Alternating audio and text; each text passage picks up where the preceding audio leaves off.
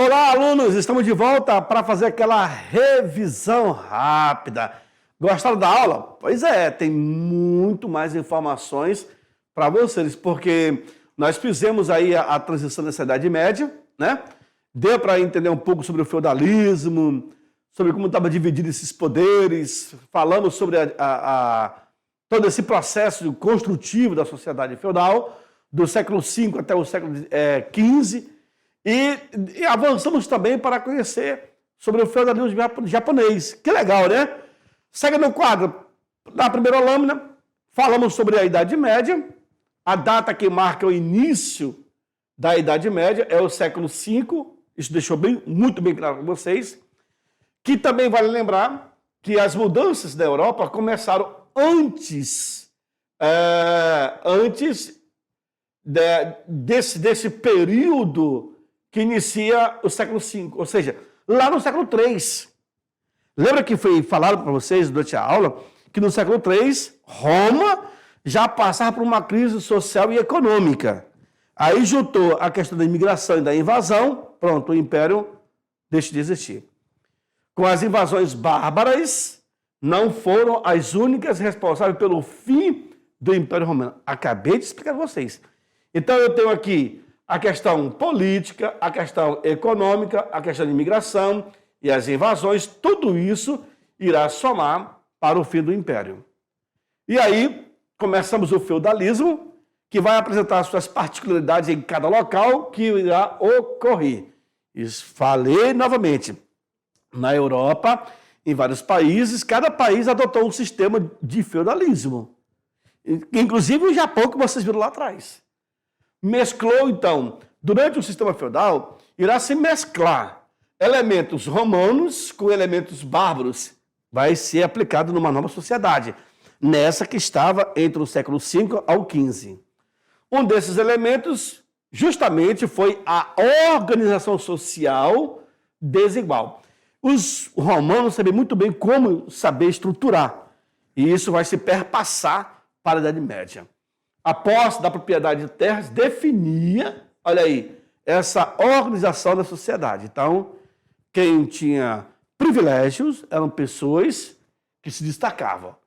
E aí, eu tenho a transição da Antiguidade para a Idade Média, ainda com a formação das classes sociais, que são os estamentos. Destaques aí, senhores, para os oratores, para os laboratores e para os belatores. Tá certo? Na verdade, eu acabei colocando assim, diferente, né? Esse aqui é o primeiro, esse aqui é o segundo, esse aqui é o terceiro. Ou seja, a igreja, né? Que reza, aqueles que rezam, laboratores, aqueles que trabalham, e os belatores, aqueles que combatem, na verdade, né? Tá certo? Bom, e aí, eu falei para vocês que a essência da Idade Média, ela se aplica nesse quadro aqui, ó, que são as obrigações da vassalagem e da sucerania. Aí, destaque para a corveia, certo? Destaque para a captação, para a talha, banalidade e para a mão morta. A corveia, você deveria trabalhar 3 dias da semana para o teu senhor. Podia ser segunda, quarta e sexta, mas 3 dias deveria prestar serviço. A captação era o pagamento pelo uso do feudo, da terra, no caso. E a talha, você dividia tudo que você plantava com o senhor feudal. A banalidade era o pagamento pelo uso das ferramentas do senhor feudal. O forno, o moinho, a ponte, ferramenta, etc. E a mão morta era quando o pai morria e os filhos queriam continuar na terra, então deveriam pagar para isso, né?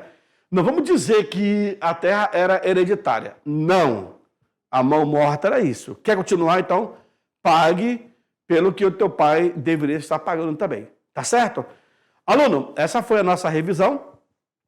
Vou deixar vocês agora com a atividade. Daqui a pouco eu estou voltando para fazermos aquela correção. Tá bom? Até mais ver. Tchau, tchau.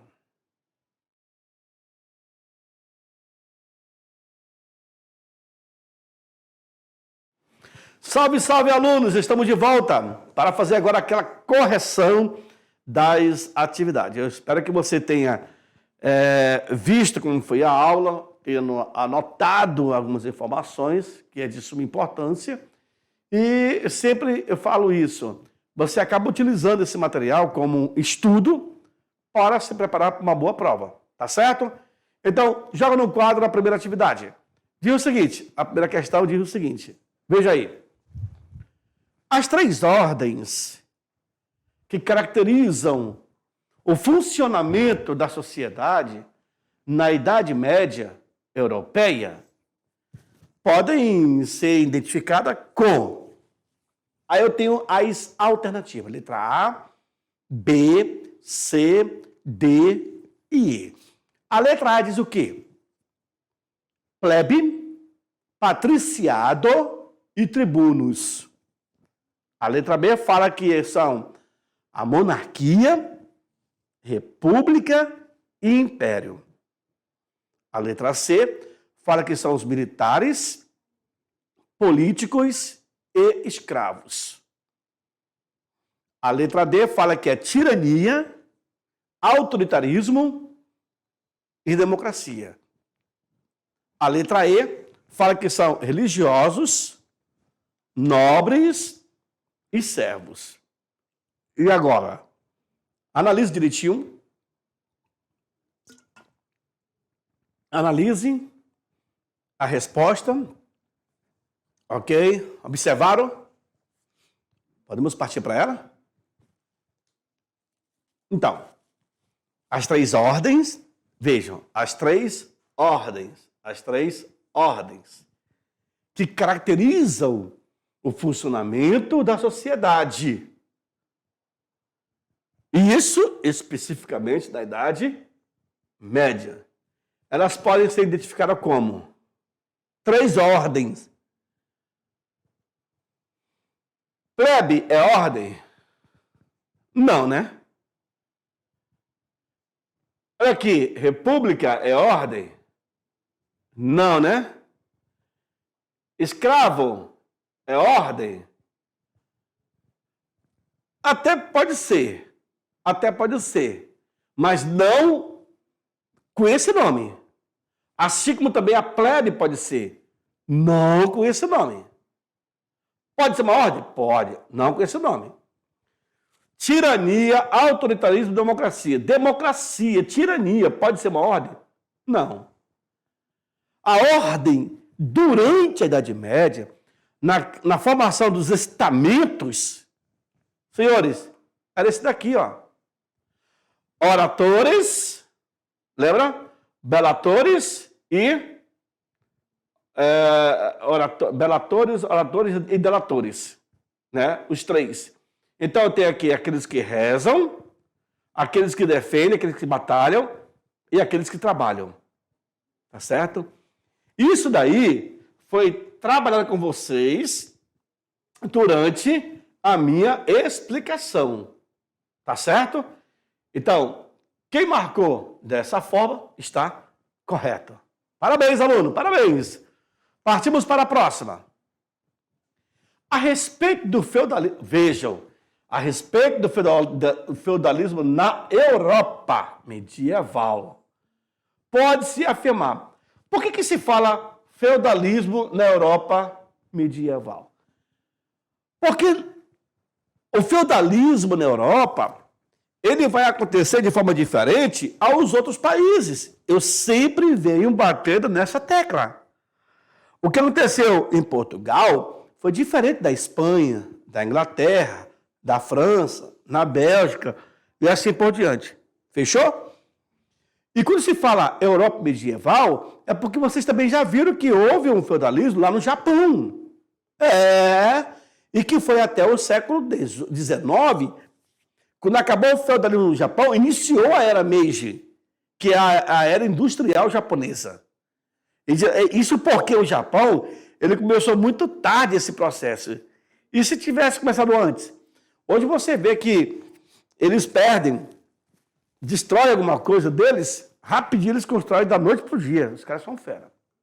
Então, a respeito desse feudalismo na Europa medieval, pode-se afirmar que A. O trabalho era fundado na servidão, o que mantinha os trabalhadores presos à terra e subordinados a uma série de organizações com impostos e serviço. Será que era isso? B. A utilização da tecnologia mais avançada no século V até o século VII, como o uso do arado e a rotação de culturas.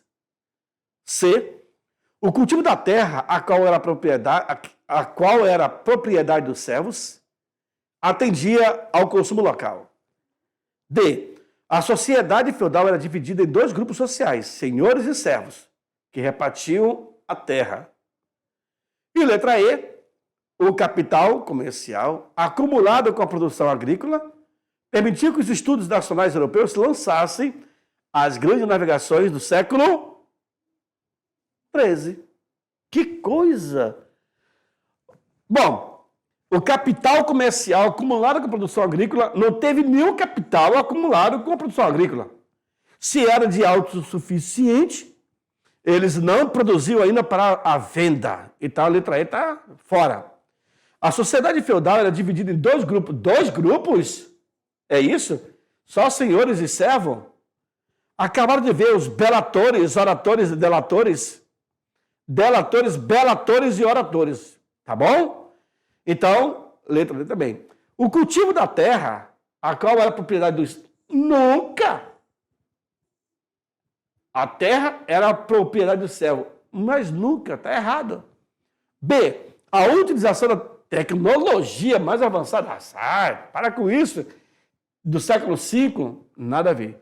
Senhores, para quem marcou, a letra A é a resposta correta. Então, o trabalho era fundado na servidão, o que mantinha os trabalhadores presos à terra e também subordinados a uma série de obrigações como os impostos e serviço.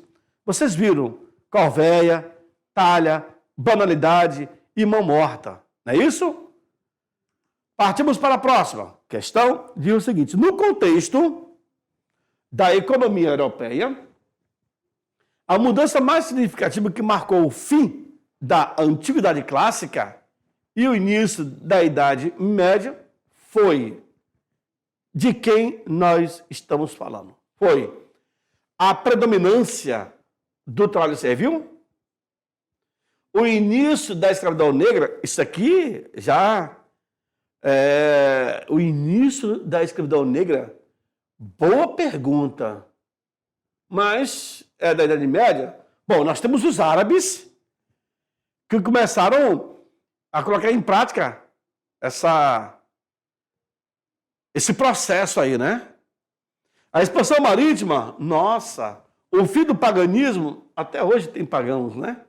A criação do imposto sobre a produção gremial, olha aí, rapaz. Bom, no contexto da economia europeia, a mudança mais significativa que marcou o fim da Idade Clássica, o fim da Antiguidade Clássica e o início da Idade Média foi. Senhores, a resposta correta é a letra A, que é a predominância do trabalho servil. Eu quero chamar a tua atenção, aluno, que quando se fala em Idade Média,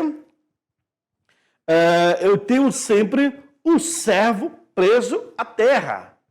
Ponto. Era assim que funcionava. Tá bom? Então, a economia era voltada para a produção que o servo estava preso àquele feudo, que obedecia a um senhor, que é o senhor feudal. Tá bom? Vamos para a questão do Enem? Olha lá, o que ela diz? Essa aqui é faca na caveira.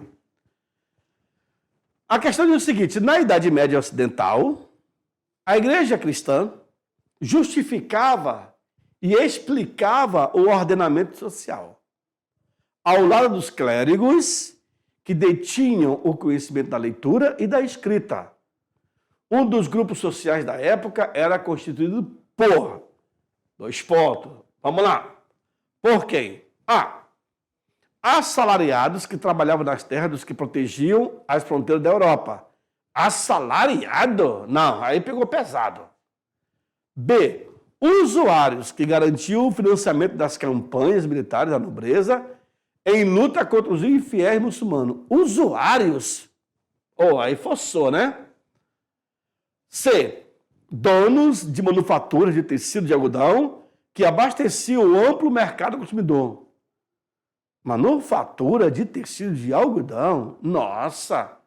Na Idade Média? Não. Aí também está forçando. D. Servos que deviam obrigações em trabalho aos senhores territoriais que cuidavam da defesa militar da sociedade. Estou em dúvida. Olha aí. E. Escravos que garantiam a sobrevivência material da sociedade. Escravo? Não. Aluno, a mais provável aí é a letra D. Vamos saber então? Pronto! É ela mesmo.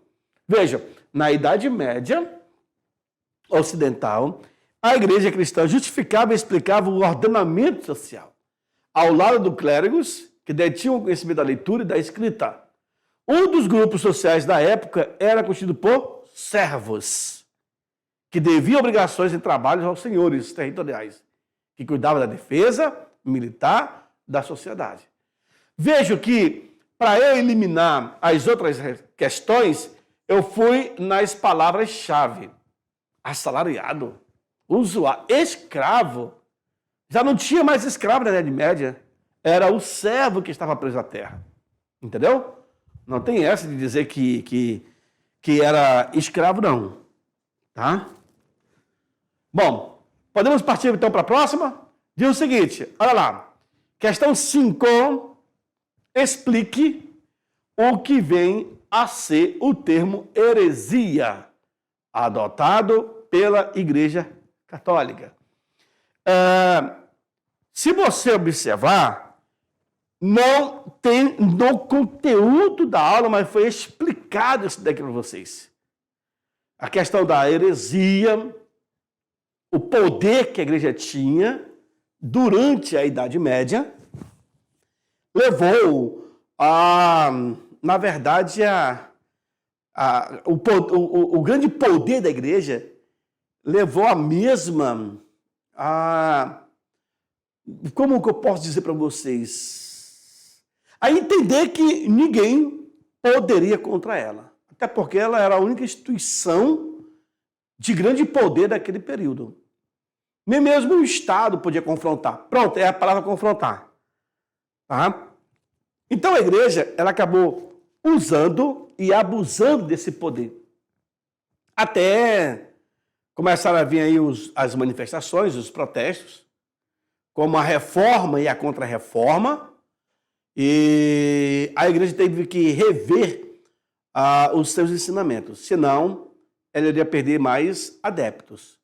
E nesse período também vão ser criadas novas religiões. Né? Então, o que vem a ser o termo heresia? Aluno, são práticas, doutrinas ou interpretações religiosas que contrariavam suas verdades incontestáveis. Na verdade, isso aqui estava na aula, quando eu coloquei, eu expliquei inclusive isso. A igreja, ela se dizia ser a detentora do conhecimento e do saber. Ninguém mais podia ir contra ela. É desse período da Idade Média que, durante a Revolução Científica, você vai ter o renascimento cultural e o renascimento científico. Galileu, Isaac Newton, né? Kepler, Leibniz e tantos outros camaradas que vão tentar confrontar a igreja. Isaac Newton, por exemplo, foi um. Para não ser morto na Inquisição, ele teve que voltar atrás ao projeto dele. O projeto de rotação e translação. A igreja dizia que o centro do universo era a Terra. E os cientistas diziam que era o Sol. Quase que teve morte aí. E hoje nós sabemos que o centro do universo é o Sol. Eu espero que vocês tenham gostado da aula e até a próxima, ok? Tchau, tchau.